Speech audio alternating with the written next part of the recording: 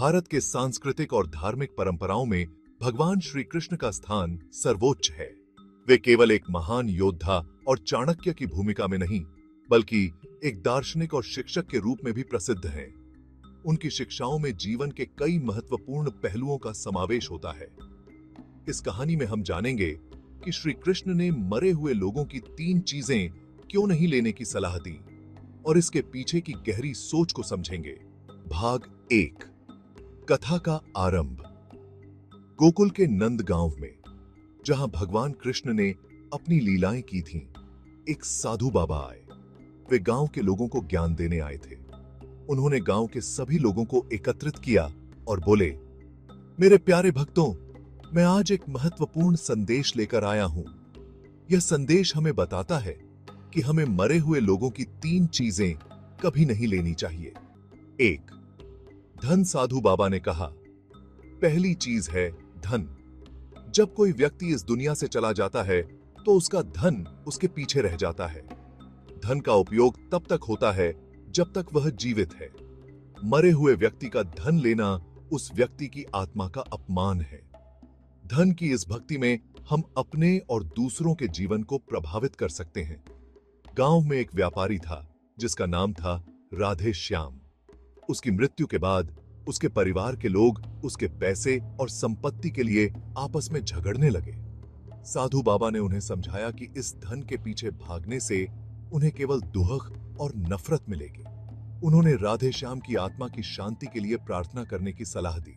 2, गहने। दूसरी चीज थी गहने। साधु बाबा ने बताया, गहने व्यक्ति की पहचान होते हैं। मरे हुए व्यक्ति के गहने लेना उनके प्रति अनादर है। यह हमें यह सिखाता है कि वस्त्र और गहने भौतिक हैं, परंतु आत्मा अमर है। हमें उनकी यादों को संजोकर रखना चाहिए, न कि उनकी वस्तुओं को। गांव में एक महिला थी जिसका नाम था गोपी। उसकी बहन की मृत्यु के बाद उसने अपनी बहन के गहनों को पहनने की कोशिश की। साधु बाबा ने गोपी को समझाया कि उसकी बहन की आत्मा उसके गहनों में नहीं, बल्कि उसके प्यार में है। गोपी ने महसूस किया कि प्यार सबसे मूल्यवान है। तीसरी चीज थी सम्मान। साधु बाबा ने कहा, जब कोई व्यक्ति इस संसार से चला जाता है तो उसका सम्मान और प्रतिष्ठा उसके साथ चली जाती है। मरे हुए व्यक्ति का सम्मान करना हमें उनकी यादों में जीने का तरीका सिखाता है। अगर हम उनकी इज्जत नहीं करते तो हम खुद की आत्मा को भी छोटा कर देते हैं। गांव में एक वृद्ध व्यक्ति थे जिनका नाम था बलदेव। उन्होंने अपने जीवन में कई लोगों की मदद की थी। जब वे नहीं रहे तो गांव के कुछ लोगों ने उनके योगदान को भुला दिया। साधु बाबा ने गांव वालों को समझाया कि बलदेव जी का सम्मान उनके कार्यों में है, न कि उनकी अनुपस्थिति में। भाग 3, संदेश का फैलाव। साधु बाबा के उपदेशों ने गांव वालों पर गहरा प्रभाव डाला। उन्होंने सोचा कि किस तरह से मरे हुए लोगों की चीजों को लेना केवल आत्मा को दुखी करने वाला है। गांव के लोग एकजुट हुए और उन्होंने यह तय किया कि वे हमेशा मरे हुए लोगों की याद में उन्हें सम्मान देंगे और उनके प्रति श्रद्धा रखेंगे।